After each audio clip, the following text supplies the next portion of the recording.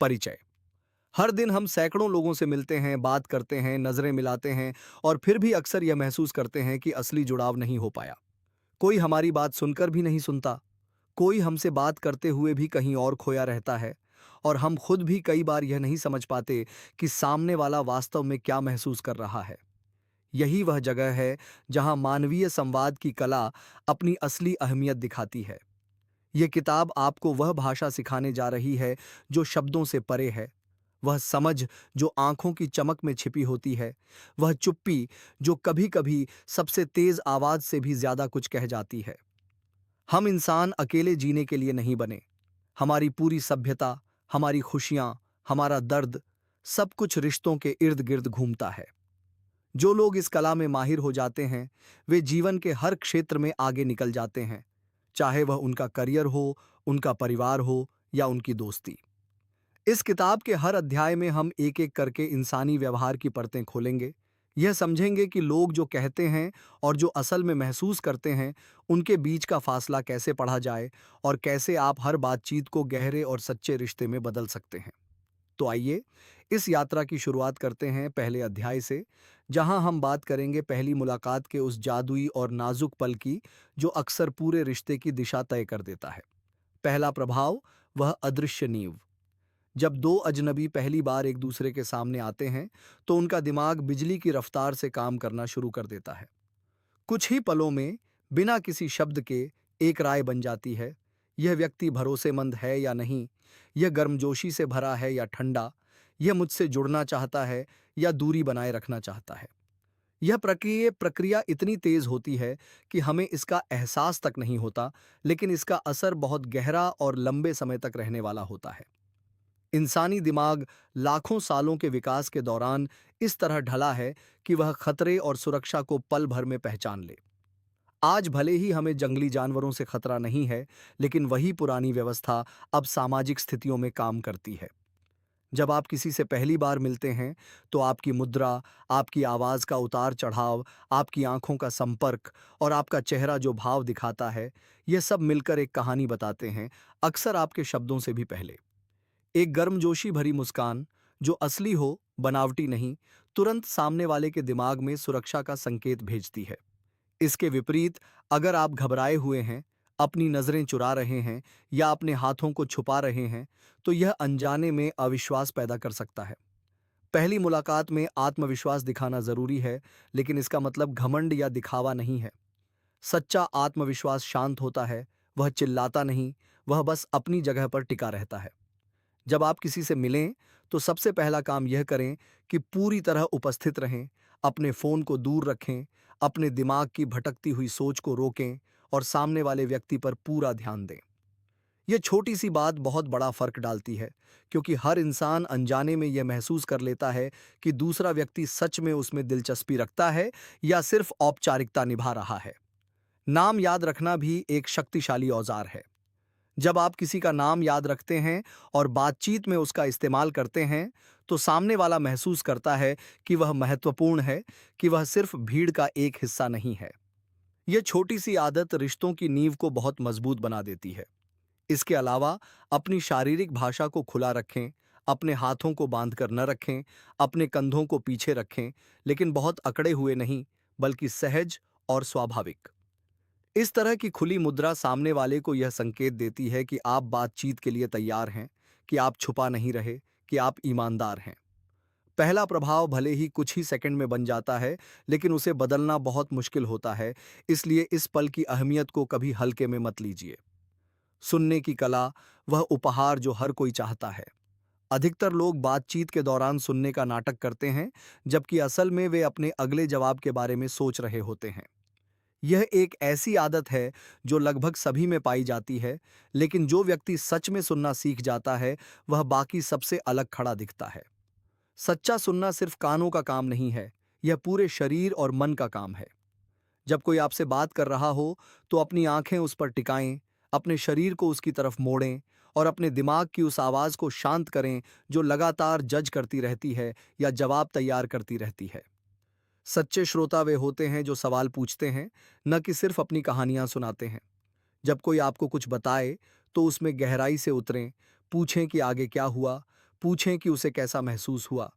यह दिखाता है कि आप सिर्फ सुनने का नाटक नहीं कर रहे, बल्कि सच में उस व्यक्ति की दुनिया में दिलचस्पी रखते हैं। एक और महत्वपूर्ण बात है बीच में टोकने से बचना।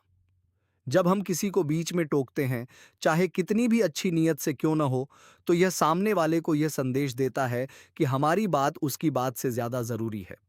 इसके बजाय थोड़ा रुकना सीखें, यह देखने के लिए कि सामने वाला अपनी बात पूरी कर चुका है या नहीं, और फिर ही अपनी प्रतिक्रिया दें।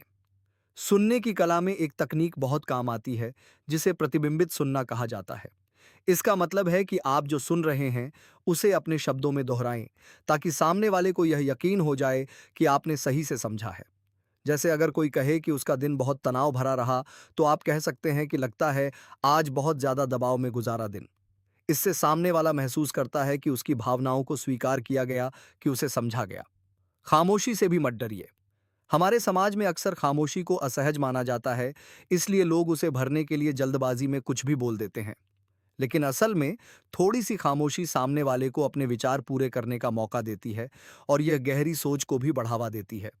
जो लोग खामोशी के साथ सहज होते हैं, वे अक्सर सबसे बुद्धिमान और सबसे भरोसेमंद माने जाते हैं। भावनाओं की भाषा, शब्दों से परे का संवाद। इंसानी संवाद का एक बहुत बड़ा हिस्सा शब्दों के बिना होता है। हमारा चेहरा, हमारी आवाज का लहजा, हमारे हाथों की हरकतें, यह सब मिलकर वह असली संदेश देते हैं जो हमारे शब्द कभी-कभी छुपा भी सकते हैं। जब कोई कहे कि वह ठीक है, लेकिन उसकी आवाज धीमी हो और आंखें झुकी हों, तो समझदार श्रोता तुरंत जान जाता है कि कुछ ठीक नहीं है। यही वह हुनर है जिसे भावनात्मक साक्षरता कहा जाता है, यानी दूसरों की भावनाओं को पढ़ने और समझने की क्षमता। इसे सीखने के लिए सबसे पहला कदम है अपनी खुद की भावनाओं को पहचानना। जब तक आप अपने भीतर उठने वाली भावनाओं को नहीं पहचान पाते, तब तक दूसरों की भावनाओं को समझना मुश्किल हो जाता है। रोज थोड़ा समय निकालकर खुद से पूछें कि अभी आप क्या महसूस कर रहे हैं, गुस्सा, उदासी, खुशी या चिंता। यह अभ्यास धीरे धीरे आपकी संवेदनशीलता को बढ़ाता है। चेहरे के भाव पढ़ना भी एक कला है। खुशी में आंखों के कोनों में झुर्रियां पड़ती हैं, सच्ची मुस्कान में पूरा चेहरा शामिल होता है, जबकि बनावटी मुस्कान सिर्फ होंठों तक सीमित रहती है। गुस्से में भौहें सिकुड़ जाती हैं और जबड़ा कस जाता है। उदासी में आंखों के भीतरी कोने ऊपर की ओर उठते हैं और होंठों के कोने नीचे झुकते हैं। इन छोटे छोटे संकेतों को पहचानना सीखने से आप किसी की असली भावना को शब्दों से पहले ही जान सकते हैं। आवाज का लहजा भी बहुत कुछ बताता है। एक ही वाक्य को अलग अलग तरीके से बोलने से उसका पूरा मतलब बदल सकता है। इसलिए सिर्फ शब्दों पर ध्यान मत दीजिए, बल्कि यह भी सुनिए कि वे कैसे कहे जा रहे हैं। हाथों और शरीर की हरकतें भी संकेत देती हैं। जब कोई सच में सहज और ईमानदार होता है, तो उसके हाथों की हरकतें खुली और स्वाभाविक होती हैं। जब कोई असहज या कुछ छुपा रहा होता है, तो वह अक्सर अपने शरीर को सिकोड़ लेता है, अपनी बाहों को क्रॉस कर लेता है या बार बार अपने चेहरे को छूता है। इन संकेतों को समझने का मतलब यह नहीं कि आप हर किसी पर शक करने लगें, बल्कि इसका मतलब है कि आप बातचीत को एक गहरे स्तर पर समझ पाएं और उचित तरीके से प्रतिक्रिया दे पाएं। विश्वास की नींव कैसे बनाएं और कैसे बचाएं? विश्वास किसी भी रिश्ते की सबसे जरूरी नींव है, और इसे बनाने में समय लगता है, लेकिन इसे तोड़ने में सिर्फ एक पल। विश्वास बनाने का सबसे पहला सिद्धांत है संगति। जब आपके शब्द और आपके काम एक जैसे हों, जब आप जो कहते हैं वह करते भी हों, तो लोग धीरे धीरे आप पर भरोसा करना शुरू कर देते हैं। जो व्यक्ति आज कुछ और कहता है, कल कुछ और, वह चाहे कितना भी आकर्षक क्यों न हो, लंबे समय में भरोसा नहीं जीत पाता। दूसरा सिद्धांत है पारदर्शिता। जब आप अपनी गलतियां स्वीकार करते हैं, जब आप अपनी कमजोरियों के बारे में खुलकर बात करते हैं, तो यह विरोधाभासी रूप से आपको और ज्यादा भरोसेमंद बनाता है। लोग उन लोगों पर भरोसा नहीं करते जो हमेशा परफेक्ट दिखने की कोशिश करते हैं, क्योंकि यह असली नहीं लगता। इसके बजाय वे उन लोगों पर भरोसा करते हैं जो इंसान की तरह दिखते हैं, अपनी खामियों के साथ। तीसरा सिद्धांत है वादों को निभाना, चाहे वह कितना भी छोटा क्यों न हो। अगर आपने किसी से कहा कि आप कल फोन करेंगे, तो कल फोन जरूर करें। ये छोटी छोटी बातें मिलकर एक बड़ी तस्वीर बनाती हैं। भरोसा तोड़ने के सबसे आम कारणों में झूठ बोलना, वादे तोड़ना और पीठ पीछे बुराई करना शामिल है। अगर आप किसी की बात किसी और से साझा करते हैं जो उसने भरोसे के साथ आपको बताई थी, तो यह उस रिश्ते को हमेशा के लिए कमजोर कर सकता है। भरोसा फिर से बनाने के लिए सच्ची माफी बहुत जरूरी है, लेकिन सच्ची माफी में बहाने नहीं होते, सिर्फ स्वीकृति और सुधार की इच्छा होती है। जब आप गलती करें, तो सिर्फ यह मत कहें कि माफ करना, बल्कि यह बताएं कि आप उस गलती से क्या सीखे और आगे क्या बदलेंगे। इससे सामने वाले को यकीन होता है कि यह सिर्फ एक औपचारिकता नहीं, बल्कि असली पछतावा है। संघर्ष का समाधान बिना रिश्ता तोड़े। किसी भी रिश्ते में मतभेद होना स्वाभाविक है, चाहे वह परिवार हो, दोस्ती हो या काम की जगह। असली सवाल यह नहीं है कि संघर्ष होगा या नहीं, बल्कि यह है कि उसे कैसे संभाला जाए। सबसे पहली गलती जो लोग करते हैं, वह है हमला करने की मानसिकता में आ जाना। जब हम किसी से असहमत होते हैं, तो हमारा दिमाग अक्सर उसे दुश्मन की तरह देखने लगता है और हम जीतने की कोशिश में लग जाते हैं, बजाय समझने की कोशिश करने के। इसके बजाय संघर्ष को एक समस्या की तरह देखें, जिसे आप दोनों मिलकर सुलझा रहे हैं, न कि एक लड़ाई जिसमें कोई एक जीतेगा और कोई हारेगा। दूसरी महत्वपूर्ण बात है अपनी भावनाओं को शांत करना, इससे पहले कि आप बात करना शुरू करें। जब हम गुस्से में होते हैं, तो हमारा दिमाग तर्कसंगत सोचने की क्षमता खो देता है और हम ऐसी बातें कह देते हैं जिनका हमें बाद में पछतावा होता है। अगर आप महसूस करें कि आप बहुत गुस्से में हैं, तो थोड़ा समय लें, गहरी सांस लें और तब बात करें जब आप शांत हों। तीसरी तकनीक है मैं वाले वाक्यों का इस्तेमाल करना, न कि तुम वाले। जैसे यह कहने के बजाय कि तुम हमेशा मेरी बात नहीं सुनते, यह कहें कि मुझे लगता है कि मेरी बात को पूरी तरह समझा नहीं गया। यह छोटा सा बदलाव सामने वाले को बचाव की मुद्रा में जाने से रोकता है और बातचीत को हमले की बजाय समझ की दिशा में ले जाता है। चौथी बात है सामने वाले के नजरिए को समझने की कोशिश करना, भले ही आप उससे सहमत न हो। हर इंसान अपनी दुनिया में तर्कसंगत होता है, भले ही हमें उसका तर्क समझ में ना आए। जब आप यह मानकर चलते हैं कि सामने वाला जानबूझकर बुरा बर्ताव नहीं कर रहा, बल्कि अपनी समझ के हिसाब से सही काम कर रहा है, तो बातचीत का पूरा रंग बदल जाता है। संघर्ष के दौरान समाधान खोजने पर ध्यान दें, न कि पुरानी गलतियों को गिनाने पर। कई बार लोग संघर्ष के दौरान पुरानी बातें निकालने लगते हैं, जिससे मूल मुद्दा और उलझ जाता है। इसके बजाय वर्तमान समस्या पर टिके रहें और साथ मिलकर आगे का रास्ता खोजें। सहानुभूति की शक्ति, दूसरों की दुनिया में कदम रखना। सहानुभूति का मतलब सिर्फ किसी के दुख में शामिल होना नहीं है, बल्कि यह उस व्यक्ति की जगह खुद को रखकर देखने की क्षमता है। यह इंसानी संवाद का सबसे शक्तिशाली औजार है, क्योंकि जब कोई महसूस करता है कि उसे सच में समझा जा रहा है, तो वह अपने आप खुल जाता है, वह भरोसा करने लगता है, वह जुड़ाव महसूस करता है। सहानुभूति दिखाने के लिए जरूरी नहीं कि आपने वही अनुभव किया हो जो सामने वाला बता रहा है। इसके बजाय यह जरूरी है कि आप उसकी भावना को स्वीकार करें, बिना उसे कम आंके या नजरअंदाज करें। जब कोई अपनी परेशानी बताए, तो सबसे बड़ी गलती यह होती है कि हम तुरंत सलाह देना शुरू कर देते हैं, जबकि सामने वाला सिर्फ सुना जाना चाहता है। इसके बजाय पहले उसकी भावना को स्वीकार करें, जैसे यह कहना कि यह वाकई बहुत मुश्किल लग रहा है, इससे पहले कि आप कोई समाधान सुझाएं। सहानुभूति में सबसे बड़ी बाधा हमारी अपनी तुलना करने की आदत है। जब कोई अपनी समस्या बताता है, तो हम अक्सर कहते हैं कि यह तो कुछ भी नहीं, मेरे साथ तो इससे भी बुरा हुआ था। यह अनजाने में सामने वाले की भावना को छोटा कर देता है। इसके बजाय उसकी बात को उसकी जगह पर स्वीकार करें, बिना उसकी तुलना अपने अनुभवों से किए। सहानुभूति का एक और पहलू है शारीरिक उपस्थिति। जब आप किसी के दुख के समय उसके साथ बैठते हैं, भले ही आप कुछ न कहें, तब भी आपकी उपस्थिति बहुत कुछ कहती है। कई बार शब्दों की जरूरत ही नहीं होती, सिर्फ साथ होना काफी होता है। सहानुभूति सिर्फ दुख के समय ही नहीं, बल्कि खुशी के समय भी जरूरी है। जब कोई अच्छी खबर साझा करे, तो उसकी खुशी में सच्चे दिल से शामिल हों, क्योंकि यह भी उतना ही महत्वपूर्ण है जितना दुख में साथ देना। सम्मानजनक असहमति, अपनी बात कहना बिना दूसरों को चोट पहुंचाए। अपनी राय रखना और उसे सम्मान के साथ व्यक्त करना, यह एक ऐसा हुनर है जो बहुत कम लोगों में होता है। ज्यादातर लोग या तो बहुत आक्रामक हो जाते हैं, या फिर अपनी बात कहने से ही डर जाते हैं। असली संतुलन यह है कि आप अपनी बात स्पष्ट रूप से कहें, लेकिन इस तरह से कि सामने वाले को इज्जत महसूस हो। इसके लिए सबसे पहला कदम है सामने वाले की बात को पहले स्वीकार करना, फिर अपनी राय रखना। जैसे यह कहने के बजाय कि तुम गलत हो, ये कहें कि मैं समझता हूं कि आप ऐसा क्यों सोचते हैं, लेकिन मेरा नजरिया थोड़ा अलग है। यह छोटा सा बदलाव पूरी बातचीत का माहौल बदल देता है। दूसरी बात है तथ्यों पर ध्यान केंद्रित करना, न कि व्यक्तिगत हमलों पर।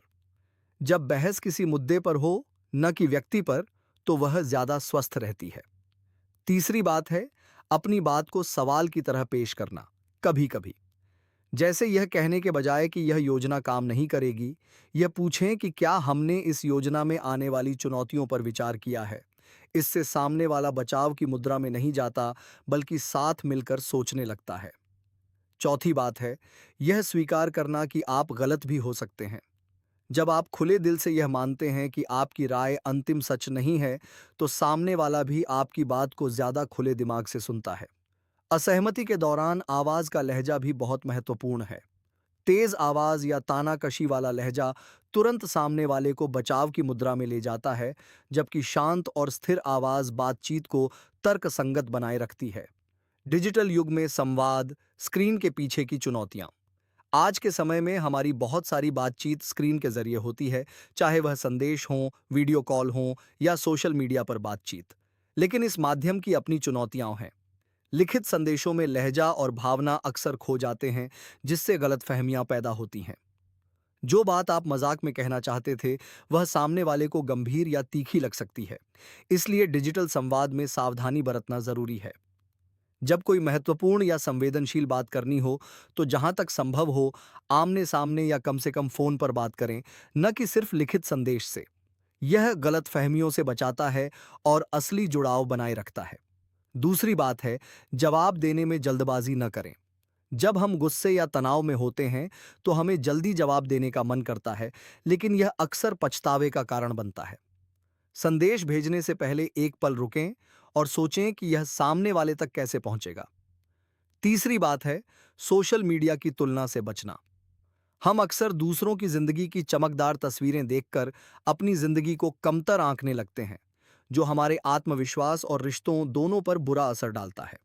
असली जुड़ाव के लिए स्क्रीन से दूर समय बिताना भी उतना ही जरूरी है जितना उसका सही इस्तेमाल करना। काम की जगह पर संवाद, पेशेवर रिश्तों की कला। कार्यक्षेत्र में संवाद की अपनी अलग बारीकियां होती हैं। यहां आपको न सिर्फ अपनी बात स्पष्ट रूप से कहनी होती है, बल्कि पदानुक्रम, टीम की गतिशीलता और पेशेवर सीमाओं का भी ध्यान रखना होता है। सहकर्मियों के साथ भरोसा बनाने का सबसे अच्छा तरीका है अपने काम में निरंतरता दिखाना और अपने वादों को निभाना। जब आप बैठकों में हों, तो सक्रिय रूप से भाग लें, लेकिन दूसरों को भी बोलने का मौका दें। फीडबैक देना और लेना भी एक महत्वपूर्ण हुनर है। जब आप किसी को फीडबैक दें, तो उसे विशिष्ट और रचनात्मक बनाएं, सामान्य आलोचना से बचें।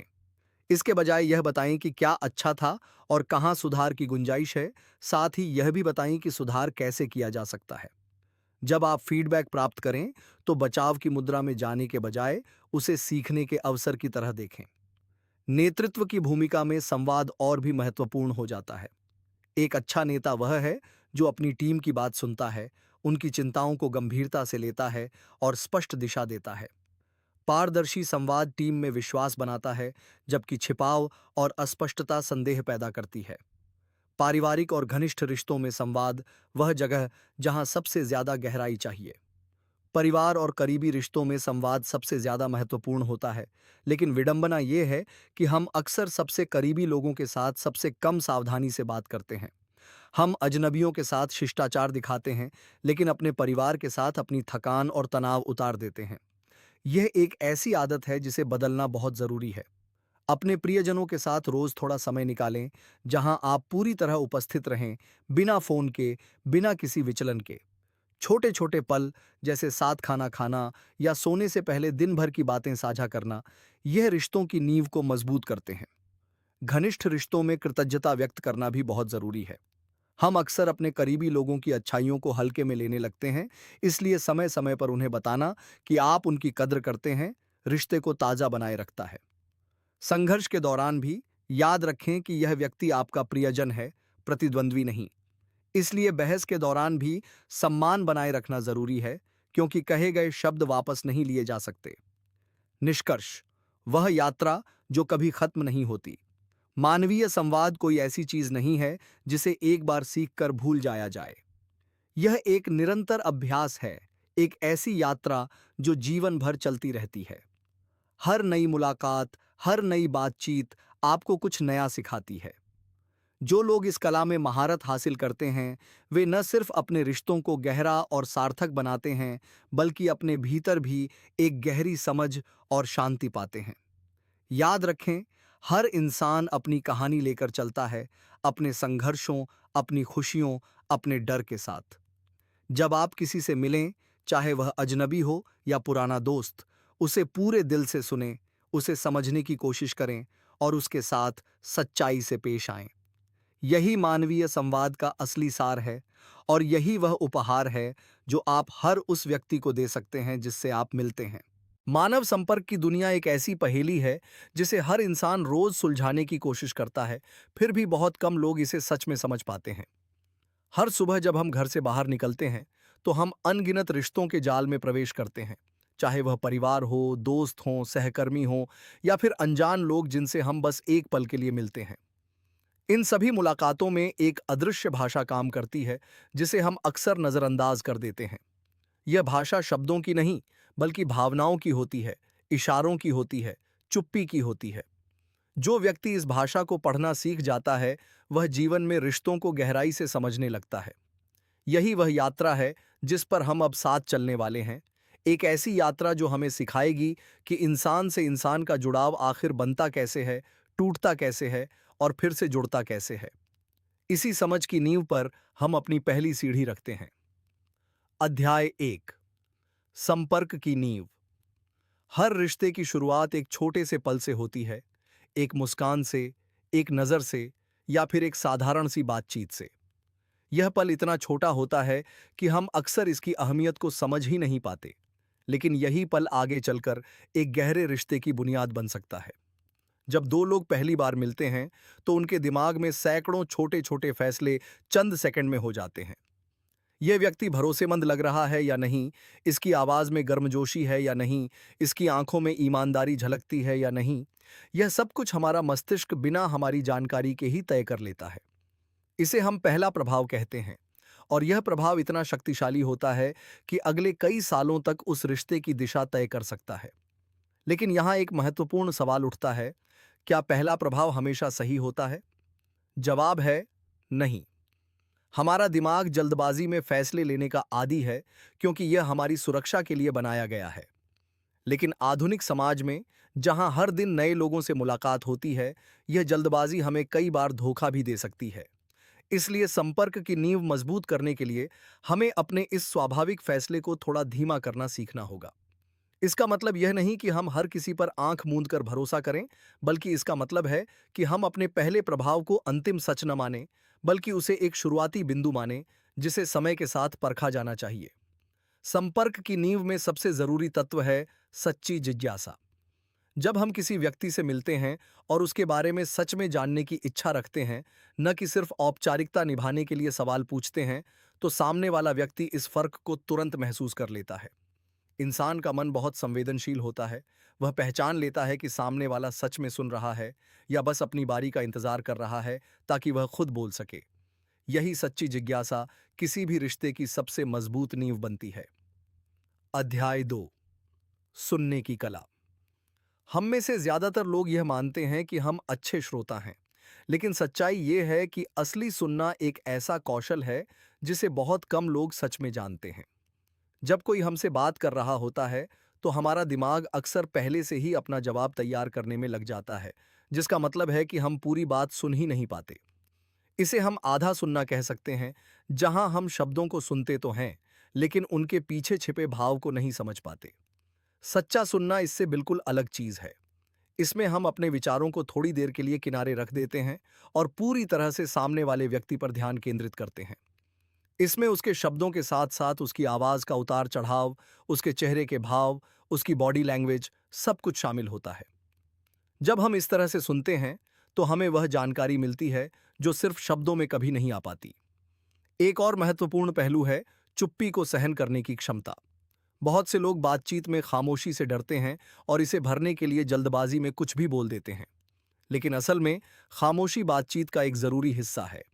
यह सामने वाले व्यक्ति को अपने विचार पूरी तरह से व्यक्त करने का समय देती है। जब हम खामोशी के उस पल को सहज होकर स्वीकार करना सीख जाते हैं, तो हमारी बातचीत गहरी और अर्थपूर्ण बन जाती है। सुनने की कला में सबसे बड़ी बाधा है अपने आप को सही साबित करने की चाहत। जब कोई हमसे असहमत होता है या कोई ऐसी बात कहता है जो हमारे विचारों से मेल नहीं खाती, तो हमारा पहला स्वाभाविक झुकाव होता है अपनी बात को सही ठहराना। लेकिन अगर हम सच में सुनना चाहते हैं, तो हमें इस झुकाव को थोड़ी देर के लिए रोकना होगा और यह समझने की कोशिश करनी होगी कि सामने वाला व्यक्ति उस बात को क्यों मानता है। इससे न सिर्फ हमारी समझ बढ़ती है, बल्कि रिश्ते में भरोसा भी मजबूत होता है। अध्याय 3, भावनाओं की भाषा। शब्द हमारी बातचीत का केवल एक हिस्सा हैं, बाकी सब कुछ भावनाओं की भाषा में होता है।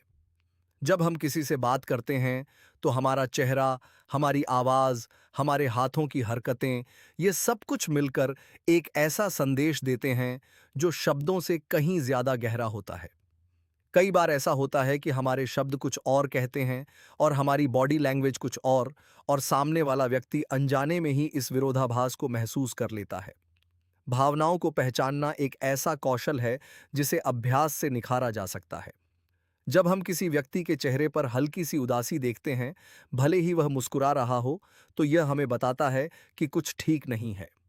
जब हम किसी की आवाज में हल्का सा कंपन सुनते हैं, तो यह हमें बताता है कि वह घबराया हुआ है।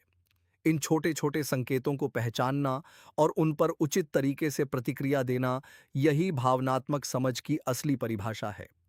सहानुभूति और सहानुभूति दिखाने में एक बड़ा फर्क है।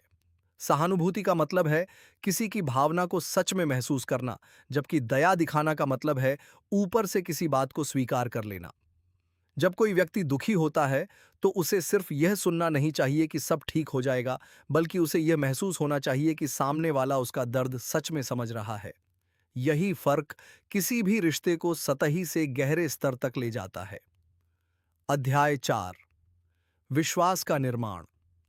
विश्वास किसी भी रिश्ते की सबसे कीमती संपत्ति है और यह सबसे नाजुक भी होती है। इसे बनाने में सालों लग सकते हैं, लेकिन इसे तोड़ने में सिर्फ एक पल। विश्वास का निर्माण छोटे छोटे वादों को निभाने से शुरू होता है। जब हम किसी से कहते हैं कि हम कोई काम करेंगे और हम उसे पूरा करते हैं, तो हर बार यह एक छोटी सी ईंट की तरह विश्वास की दीवार में जुड़ जाती है। निरंतरता विश्वास की जान है।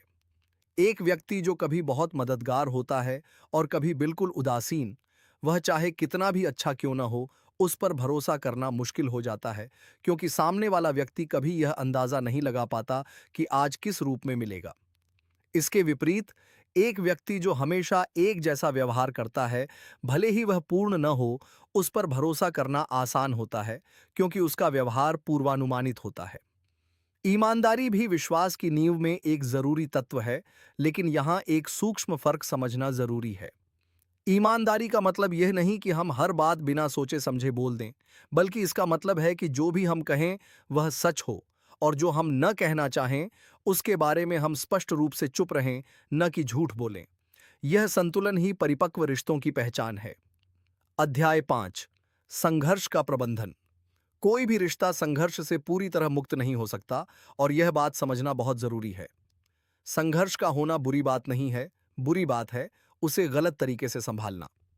जब दो लोग एक साथ समय बिताते हैं, तो उनके विचारों में, उनकी जरूरतों में कभी न कभी टकराव आना स्वाभाविक है। असली सवाल यह नहीं है कि संघर्ष होगा या नहीं, बल्कि यह है कि जब संघर्ष होगा तो हम उसे कैसे संभालेंगे। सबसे पहली गलती जो लोग करते हैं, वह है व्यक्ति पर हमला करना, न कि समस्या पर ध्यान देना। जब हम कहते हैं तुम हमेशा ऐसा ही करते हो, तो हम सामने वाले को रक्षात्मक बना देते हैं और बातचीत तुरंत बिगड़ जाती है। इसके बजाय जब हम अपनी भावना को व्यक्त करते हैं, जैसे कि जब यह हुआ तो मुझे बुरा लगा, तो हम बिना किसी को दोष दिए अपनी बात रख पाते हैं। समय का चुनाव भी संघर्ष प्रबंधन में बहुत मायने रखता है। जब कोई व्यक्ति थका हुआ हो या गुस्से में हो, उस वक्त गंभीर बातचीत करना अक्सर स्थिति को और बिगाड़ देता है। बेहतर होता है कि हम दोनों पक्षों को थोड़ा शांत होने का समय दें और फिर एक उचित समय पर बातचीत करें, जब दोनों लोग खुले दिमाग से सुनने की स्थिति में हों। क्षमा भी संघर्ष प्रबंधन का एक महत्वपूर्ण हिस्सा है। इसका मतलब यह नहीं कि हम हर गलत बात को नज़रअंदाज कर दें, बल्कि इसका मतलब है कि हम पुरानी बातों को बार बार उठाकर रिश्ते को जहरीला न बनाएं। जब हम किसी को माफ़ करते हैं, तो हम खुद को भी उस बोझ से मुक्त करते हैं जो हम अनजाने में ढो रहे होते हैं। अध्याय 6। सीमाओं का सम्मान। स्वस्थ रिश्तों की एक बड़ी पहचान है स्पष्ट सीमाएं। बहुत से लोग यह सोचते हैं कि सीमाएं बनाना रिश्ते को कमजोर करता है, लेकिन सच इसके बिल्कुल विपरीत है। जब हम अपनी सीमाओं को स्पष्ट रूप से बताते हैं, तो हम सामने वाले व्यक्ति को यह मौका देते हैं कि वह हमारा सम्मान करना सीखे, बिना अनुमान लगाए। सीमाएं बनाने में सबसे बड़ी बाधा है यह डर कि सामने वाला व्यक्ति नाराज हो जाएगा या हमें बुरा समझेगा। लेकिन असल में जो लोग सच में हमारा भला चाहते हैं, वे हमारी सीमाओं का सम्मान करते हैं, और जो लोग हमारी सीमाओं से नाराज होते हैं, वे शायद हमारे भले के लिए नहीं, बल्कि अपनी सुविधा के लिए हमारे साथ रहना चाहते हैं। सीमाएं तय करने का सही तरीका है स्पष्ट और शांत भाषा का उपयोग करना। इसमें गुस्सा या आक्रामकता की जरूरत नहीं है, बल्कि दृढ़ता की जरूरत है। जब हम कहते हैं मुझे यह पसंद नहीं है या मुझे इस समय अकेले रहने की जरूरत है, तो हम बिना किसी को नीचा दिखाए अपनी जरूरत को स्पष्ट कर देते हैं। अध्याय 7। डिजिटल युग में संपर्क। आज के समय में हमारे संपर्क का एक बड़ा हिस्सा स्क्रीन के माध्यम से होता है, चाहे वह संदेश हो, वीडियो कॉल हो या सोशल मीडिया की बातचीत। इस बदलाव ने संपर्क को आसान भी बनाया है और कठिन भी। आसान इसलिए क्योंकि अब हम दुनिया के किसी भी कोने में बैठे व्यक्ति से तुरंत जुड़ सकते हैं। कठिन इसलिए क्योंकि लिखित शब्दों में भावना का वह गहरा स्तर नहीं आ पाता जो आमने सामने की बातचीत में होता है। एक संदेश को पढ़ते समय हम अक्सर अपने मन से उसमें भाव जोड़ देते हैं जो शायद भेजने वाले के इरादे में था ही नहीं। एक साधारण सा वाक्य जिसमें कोई भावनात्मक संकेत न हो, हमें रूखा या नाराज लग सकता है, जबकि भेजने वाला बस जल्दी में था। इसलिए डिजिटल संपर्क में यह जरूरी है कि हम जल्दबाजी में किसी नतीजे पर न पहुंचें, बल्कि जरूरत पड़ने पर स्पष्टता के लिए सवाल पूछें। महत्वपूर्ण और गहरी बातचीत के लिए जहां तक संभव हो, आमने सामने या कम से कम आवाज के माध्यम से बात करना बेहतर होता है। कठिन विषयों को संदेश के माध्यम से सुलझाने की कोशिश अक्सर गलतफहमी को बढ़ा देती है, क्योंकि उसमें आवाज का उतार चढ़ाव और चेहरे के भाव गायब होते हैं जो असली अर्थ को समझने में मदद करते हैं। अध्याय 8। पारिवारिक और पेशेवर संबंधों में अंतर। हर रिश्ते का अपना एक अलग स्वभाव होता है, और यह समझना जरूरी है कि जो तरीका हम अपने परिवार के साथ अपनाते हैं, वही तरीका हम अपने सहकर्मियों के साथ नहीं अपना सकते। पारिवारिक रिश्तों में गहरी भावनात्मक जुड़ाव और लंबे समय का इतिहास होता है, जिसकी वजह से वहां माफी और समझौता ज्यादा स्वाभाविक रूप से आता है। पेशेवर रिश्तों में सम्मान और स्पष्टता ज्यादा महत्वपूर्ण होती है, क्योंकि वहां भावनात्मक जुड़ाव की गहराई कम होती है। पेशेवर जीवन में संपर्क का एक बड़ा हिस्सा है स्पष्ट सीमाओं और पेशेवर शिष्टाचार का पालन करना। यहाँ व्यक्तिगत भावनाओं को पूरी तरह से नजरअंदाज करना गलत है, लेकिन उन्हें हर फैसले पर हावी होने देना भी सही नहीं है। एक अच्छा पेशेवर संबंध वह होता है जहां दोनों पक्ष एक दूसरे के समय, प्रयास और सीमाओं का सम्मान करते हैं। पारिवारिक रिश्तों में सबसे बड़ी चुनौती है पुरानी आदतों और पुराने घावों से बाहर निकलना। हम अक्सर अपने परिवार के सदस्यों को उसी नज़र से देखते रहते हैं जिस नज़र से हम उन्हें बचपन में देखते थे, भले ही वे बदल चुके हों। यह जरूरी है कि हम अपने परिवार के सदस्यों को भी बढ़ने और बदलने का मौका दें, ठीक वैसे ही जैसे हम खुद के लिए चाहते हैं। अध्याय 9। आत्म जागरूकता की भूमिका। अच्छे संपर्क की शुरुआत हमेशा खुद को समझने से होती है। जब तक हम अपनी भावनाओं को, अपनी प्रतिक्रियाओं को, अपने डर को नहीं समझते, तब तक हम दूसरों के साथ स्वस्थ रिश्ते बनाने में संघर्ष करते रहेंगे। आत्म जागरूकता का मतलब है यह पहचानना कि हम किसी खास स्थिति में इस तरह क्यों प्रतिक्रिया करते हैं। बहुत बार हमारी प्रतिक्रियाएं वर्तमान स्थिति से नहीं, बल्कि हमारे अतीत के अनुभवों से जुड़ी होती हैं। अगर बचपन में किसी ने हमें नजरअंदाज किया हो, तो बड़े होकर भी हल्की सी उपेक्षा हमें गहरा आहत कर सकती है, भले ही सामने वाले का इरादा ऐसा न हो। जब हम इस पैटर्न को पहचान लेते हैं, तो हम अपनी प्रतिक्रिया पर बेहतर नियंत्रण रख पाते हैं और गलतफहमियों से बच पाते हैं। आत्म जागरूकता के साथ साथ आत्म करुणा भी जरूरी है। जब हम किसी बातचीत में गलती करते हैं तो खुद पर बहुत कठोर होने के बजाय हमें यह समझना चाहिए कि हर इंसान सीखने की प्रक्रिया में है। यही समझ हमें दूसरों के प्रति भी ज्यादा दयालु बनाती है। अध्याय 10, स्थायी संबंधों का निर्माण। अंत में यह समझना जरूरी है कि स्थायी और गहरे रिश्ते रातों रात नहीं बनते, वे समय, धैर्य और निरंतर प्रयास से बनते हैं। जो रिश्ते वर्षों तक टिकते हैं वे उन क्षणों की वजह से नहीं टिकते जब सब कुछ आसान होता है, बल्कि उन क्षणों की वजह से टिकते हैं जब दोनों लोग मुश्किल समय में भी एक दूसरे के साथ खड़े रहते हैं। आभार व्यक्त करना स्थायी रिश्तों की एक बहुत जरूरी आदत है। जब हम छोटी छोटी बातों के लिए भी धन्यवाद कहते हैं, जब हम यह बताते हैं कि सामने वाले का होना हमारे जीवन में कितने मायने रखता है, तो यह रिश्ते को मजबूत करता है। बहुत बार हम बड़ी बातों के पीछे इतने व्यस्त हो जाते हैं कि छोटी छोटी अच्छाइयों की सराहना करना भूल जाते हैं। अंततः मानव संपर्क की यह पूरी यात्रा एक ही सत्य की ओर इशारा करती है कि हर इंसान समझा जाना चाहता है और सराहा जाना चाहता है। अगर हम इस सरल सच को अपने दिल में रख लें और हर मुलाकात में इसे याद रखें, तो हमारे रिश्ते, चाहे वे पारिवारिक हों, पेशेवर हों या सामाजिक हों, स्वाभाविक रूप से गहरे और सार्थक बनते चले जाएंगे। यही इस यात्रा का सबसे बड़ा सीख है कि संपर्क कोई तकनीक नहीं, बल्कि एक निरंतर अभ्यास है जिसे हम हर दिन, हर बातचीत के साथ थोड़ा और बेहतर बना सकते हैं।